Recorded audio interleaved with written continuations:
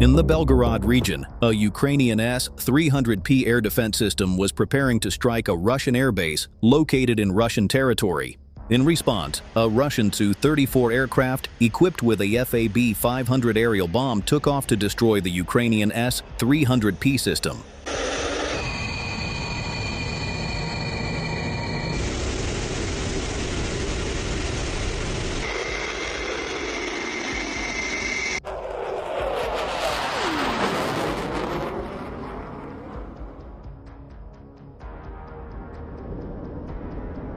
The plane reached its position and dropped the bomb directly on the target. The bomb struck the system directly and caused a massive explosion.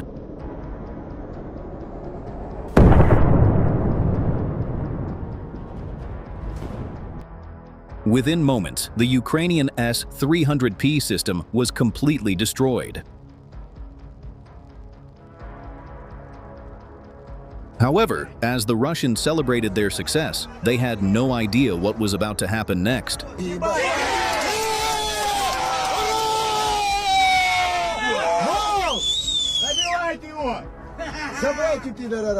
On its way back, the Su-34 was targeted by a surprise counterattack. Ukrainian forces launched a long-range, high-altitude FPV drone, which successfully struck the Su-34Jet midair. This moment was captured by a Ukrainian resident in a nearby village, showing the Su-34 collapsing and crashing after the strike.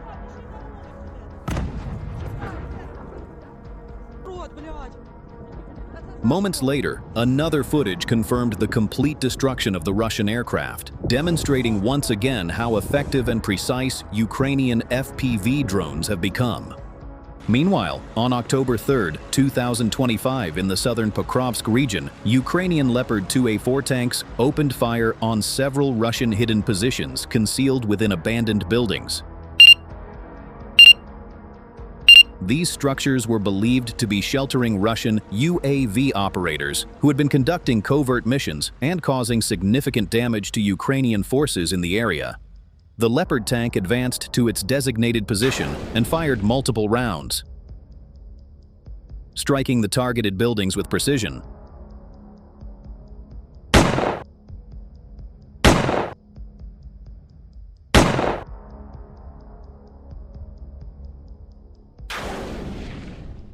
After successfully completing the operation, the tank began to withdraw back to its base.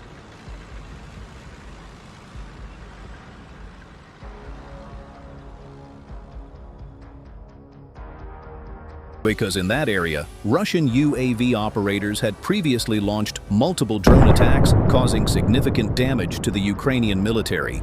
Their strikes had destroyed and abandoned several Ukrainian Bradley fighting vehicle nearby. However, the Ukrainian FPV drone operator soon locked onto their position and launched a precise strike directly at the Bradley.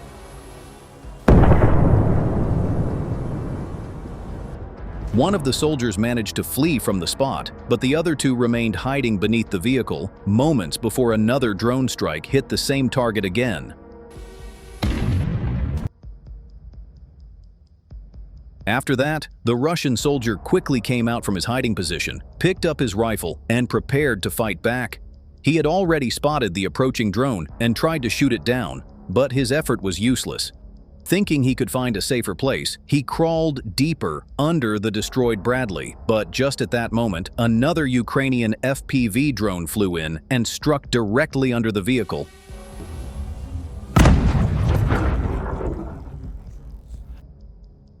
Destroying the soldier on the spot. Moments later, two more Russian soldiers ran toward the same Bradley, unaware that three of their comrades had already been killed beneath it. They tried to take cover in the same spot, but as soon as they settled, the Ukrainian FPV drone operator locked onto their position again. One of the soldiers fired at the drone, but the attempt failed. The drone circled above them relentlessly. In a desperate move, one soldier ran behind a nearby tree, grabbed a broken branch, and swung it at the drone, but it didn't work. The FPV drone narrowly missed on the first attempt. then immediately launched another strike. As the chaos unfolded, the other soldier, thinking the attack was over, crawled back under the Bradley for cover. But within seconds, another FPV drone came in low and detonated directly beneath the vehicle.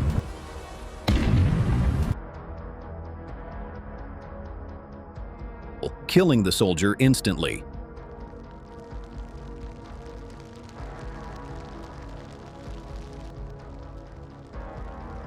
In another combat moment, Ukrainian soldiers captured a Russian radio and began listening to the occupiers' communications.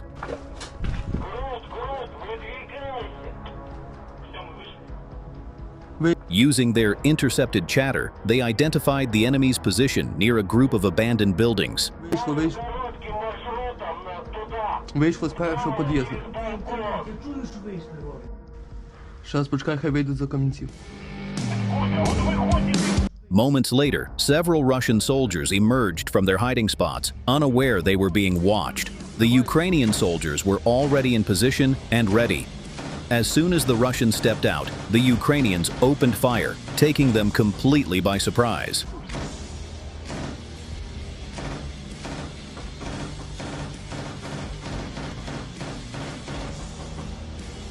Within seconds, a brief but intense exchange ended, and 3 Russian soldiers were killed on the spot. Before we move on to the next assault, just take a moment to hit like and subscribe. It really helps us keep going, and also, you can show your support to us by giving a super thanks. Now, back to the battlefield.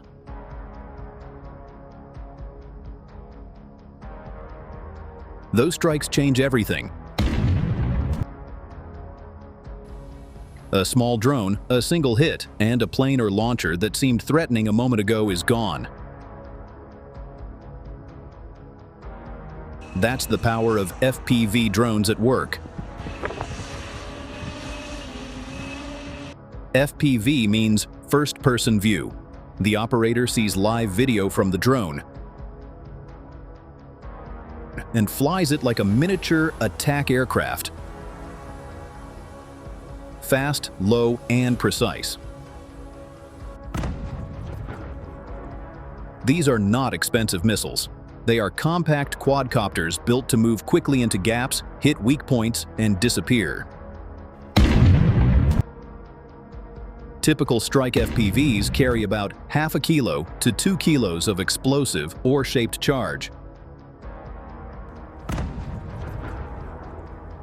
Enough to disable an engine deck, destroy optics, or blow open fuel or ammo stowage.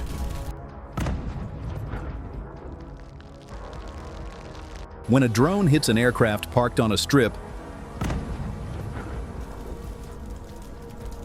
or a launcher waiting to reload, the result is catastrophic.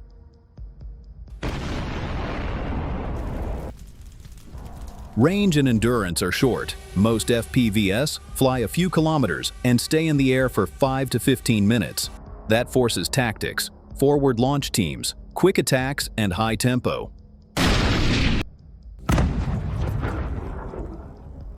Pilots accept losses because each drone costs only a few hundred to a few $1,000s. Compare that to the value of what they take out. A plane, a grad launcher, a tank, and the exchange is brutal in Ukraine's favor. Tactically, the sequence is simple and deadly. Recon drones or observers spot a target. FPVs close in and strike the most vulnerable parts, sensors, engine decks, or exposed ammunition. If the target is a launcher or supply truck, the hit often produces a secondary explosion that destroys nearby vehicles. If the target is a tank, a hit to optics or the engine can force the crew to stop or abandon ship. And once a column stops, artillery and anti-tank teams finish the job.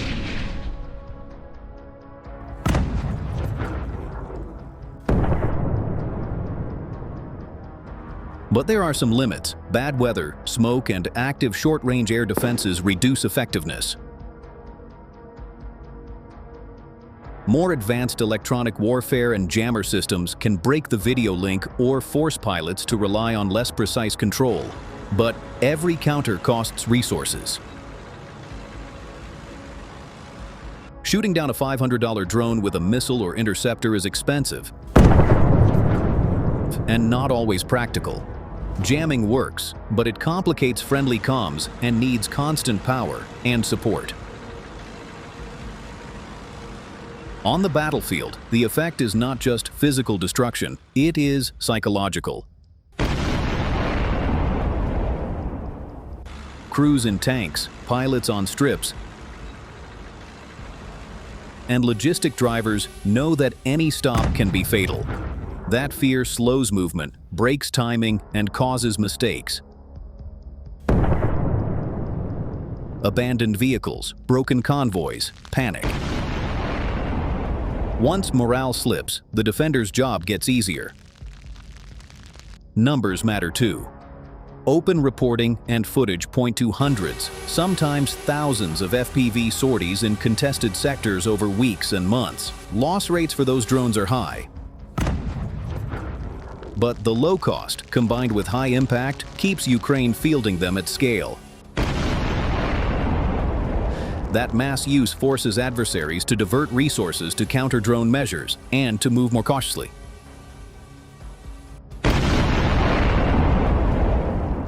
Reduces the tempo of any offensive.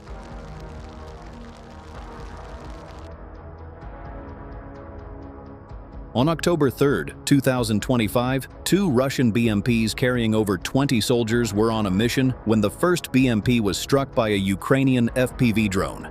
In panic, it began to retreat rapidly. The second BMP also started moving backward while soldiers hurriedly tried to disembark. Amid the chaos, one soldier fell directly in front of the first BMP, which was reversing uncontrollably and was tragically run over on the spot.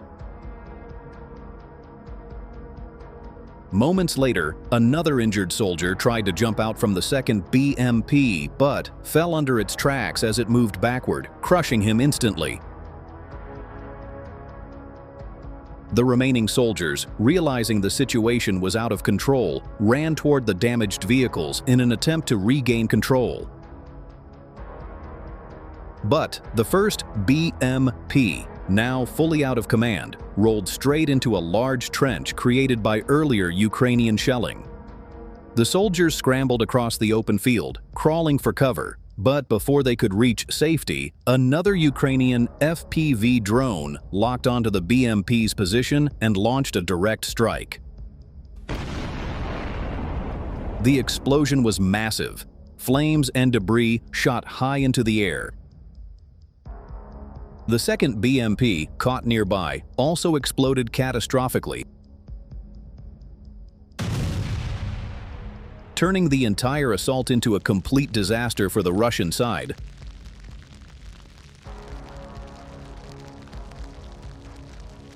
The soldiers who had arrived from their nearby hiding position were soon detected by Ukrainian forces. That same position had earlier been targeted by Ukrainian drones, and this time, a Bradley fighting vehicle was also involved in the mission to eliminate the threat.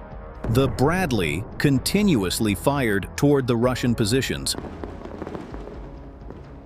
forcing the soldiers deeper into cover.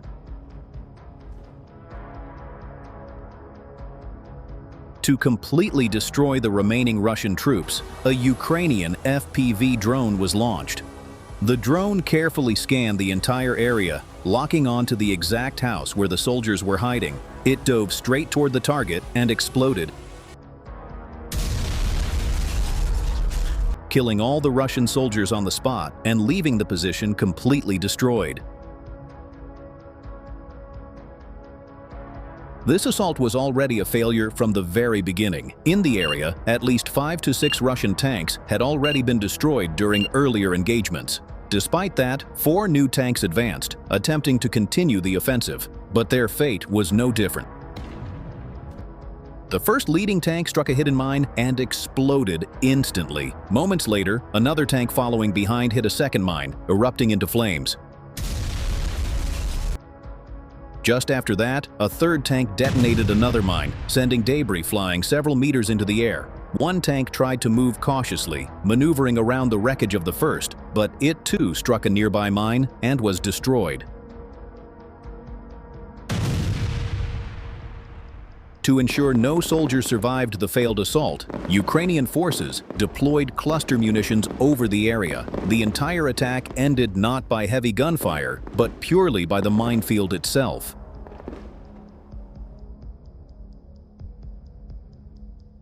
One Russian tank that appeared to have taken cover near some bushes was later struck as well. It exploded catastrophically, scattering debris high into the air. In an explosion of that magnitude, there was no chance for the crew inside to survive. Here is another example of a disastrously failed assault. A Russian infantry vehicle, almost like a single tank, was carrying more than 19 soldiers when it struck a hidden mine. At first, it didn't explode completely, just a sharp blast underneath. But that was enough to cause panic. All the soldiers inside immediately rushed out and ran toward the nearby tree line, trying to find cover. One by one, they sprinted from the vehicle, scattering in different directions, hoping to reach safety. However, the chaos only deepened. The damaged vehicle, still running, began firing its machine gun erratically toward the tree line, unaware that most of the soldiers had already left. One soldier, who remained inside, tried to stabilize the vehicle, but in that moment, the tank rolled over another concealed mine. This time, the explosion was massive. The vehicle erupted in a powerful blast that sent its turret flying several meters into the sky. The shockwaves spread across the field, marking yet another failed Russian attempt that ended in complete destruction. Even after losing multiple tanks, including some of their most advanced models, Russian forces continue to send more vehicles toward Ukrainian positions, almost as if they've lost all control. In one such moment, a Russian T-90 tank was seen advancing toward Ukrainian territory when a Ukrainian FPV drone struck it from behind. The first impact didn't cause major damage, and the tank kept moving forward. But seconds later, another FPV drone hit the turret directly, causing it to spin wildly and throwing the tank into an uncontrollable state. The tank soon came to a halt, but Ukrainian drones continued circling above, waiting for the perfect strike. One FPV operator analyzed the tank's weak point, right beneath the turret where the ammunition is stored, and launched a precise hit. The drone struck exactly in that spot. Immediately, a fire erupted from inside the tank, followed by a violent burst of smoke. It was clear that the internal ammunition had ignited. Moments later, a second explosion tore through the tank, likely caused by multiple layers of stored shells detonating in sequence. In such attacks, there's almost no chance of survival for the crew inside. Some tanks explode instantly, while others burn out slowly. But in both cases, the end is the same: total destruction. In another similar moment, a Russian T-80 tank was hit by a Ukrainian Javelin anti-tank missile.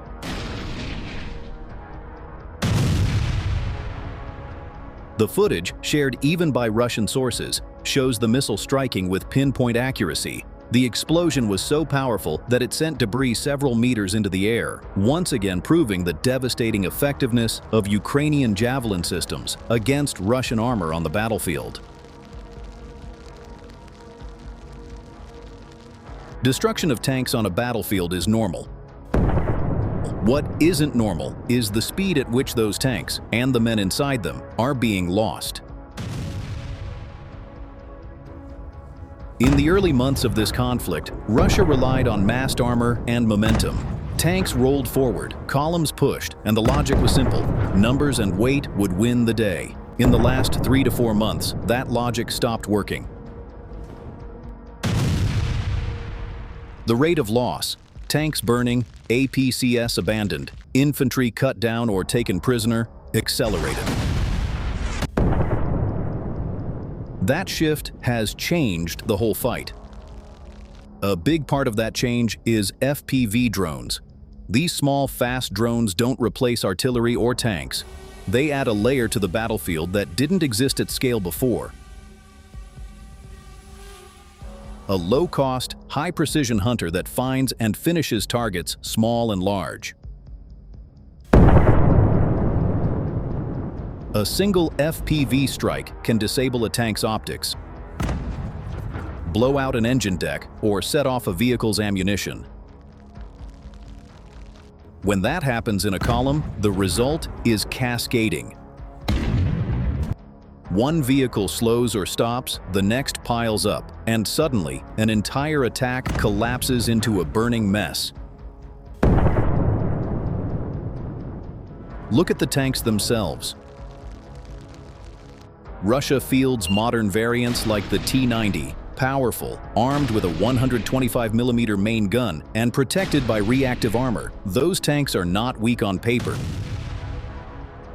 But armor alone cannot protect a vehicle from hits to sensors, the top of the turret, or an exploding ammo rack. FPV drones aim for those vulnerable spots. They don't need to breach the front glacis to be lethal. They strike where the protection is thin, and the consequences are maximal.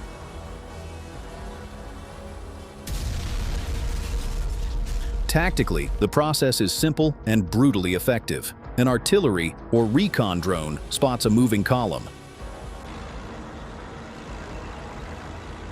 FPVs are launched to the location. They close fast, attack vulnerable areas, and then the defenders exploit the chaos with artillery, anti-tank teams,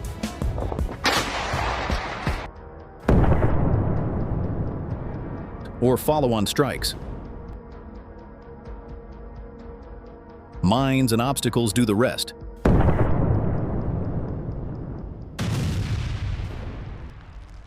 Forcing vehicles into predictable tracks where drones and guns can do the damage at their own pace.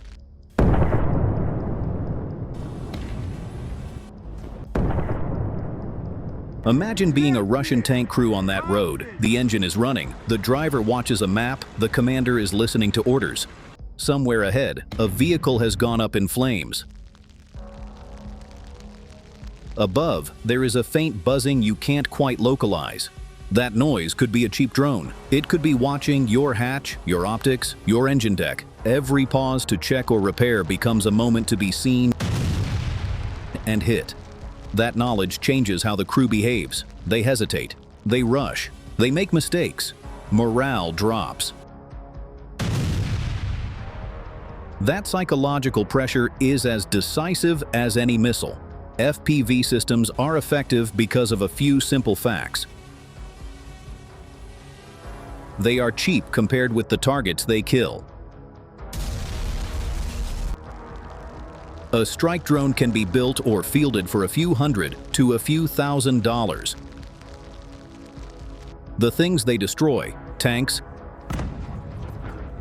self-propelled guns, aircraft on the ground, cost millions.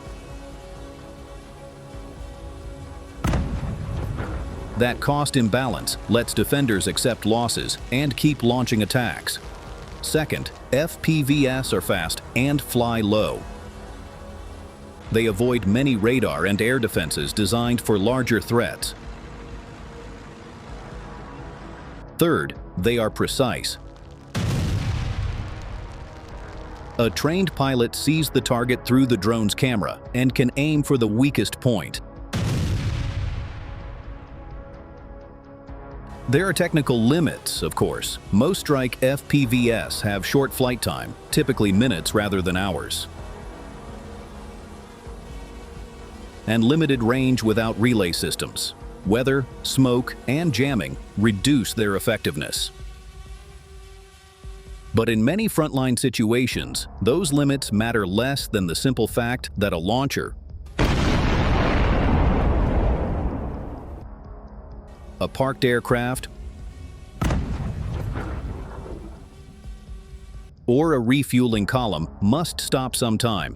The moment they stop, they become vulnerable.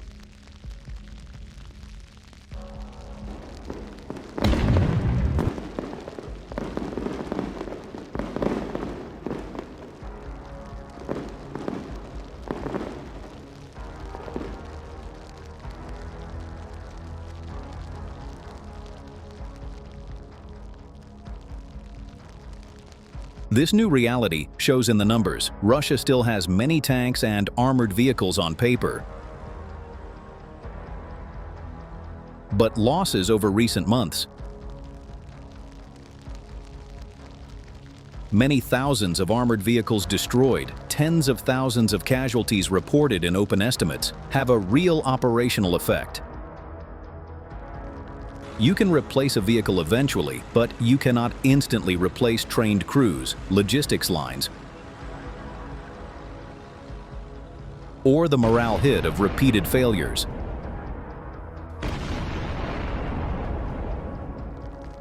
Every destroyed T-90 or burning BMP is not just hardware gone. It is an asset removed from the campaign and a warning to the next formation. The battlefield consequences are clear. Defending becomes easier when a defender can see and hit attackers from above.